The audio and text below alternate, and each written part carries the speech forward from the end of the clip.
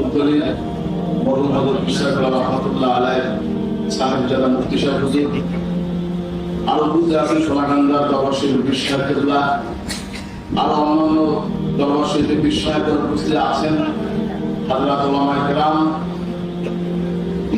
আল্লাহর দরবারে লাখ শুকরিয়া যে আজকে এমন একটি মহতি জলসার উপস্থিত হয়েছি যেটা আমাদের বাবার ইচ্ছার সব বলেন আলহামদুলিল্লাহ।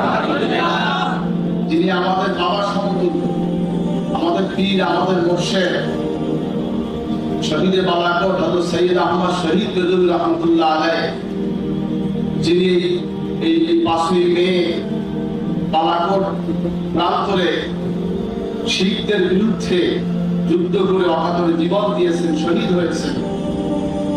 শাহাদাতে বালাকোটের দিবসে আল্লাহ পাক আজকে আমাদেরকে একত্রিত করেছেন। মহান আল্লাহ পাকের দরবারে শুকরিয়া আদায়